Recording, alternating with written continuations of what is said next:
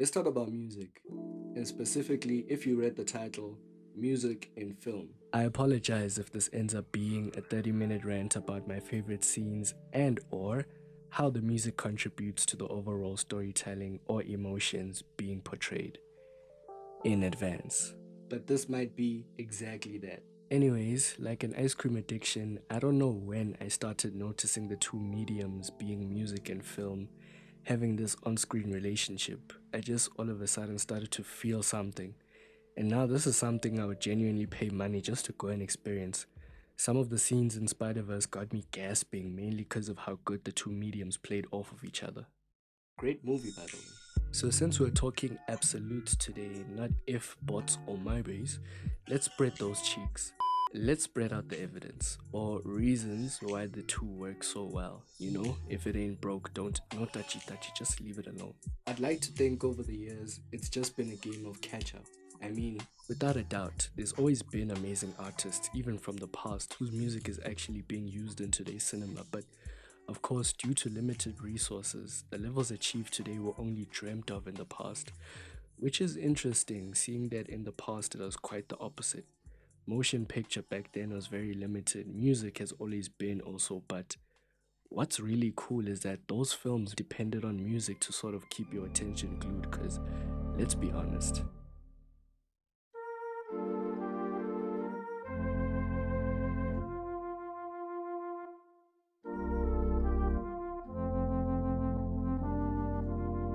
So, even if it was just a regular old piano ballad over the moving pictures, it still did something. Okay, so basically, if done well, the two just go well together? Yeah. I mean, we could just go across the street to the park right here. Yeah, y'all niggas ain't gonna take me from me. Ways ain't a waste if you break. Wait, hold on, bro. I'm not done. What about things like immersion, scale, drama, tension, action?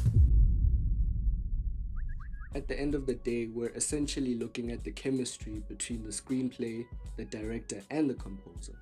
And those same components mentioned before aren't just the responsibility of one or the other. Well, in some cases at least, but at most, a great composer brings you into the world of the film using things like tension and scale. The director guides all the emotions and drama, while the screenplay provides the necessary tools to make us feel a part of this world, with unforgettable characters and eye soaking sets.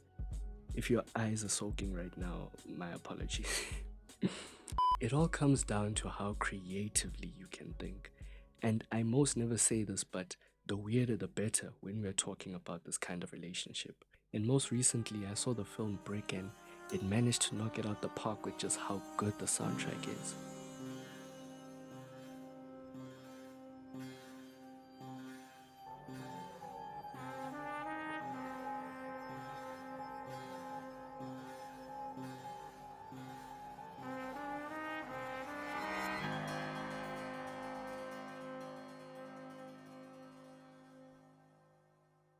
What I do hope and pray for in the future, the one where AI doesn't take over, of course, is for more innovative ideas to make one feel more immersed into the film.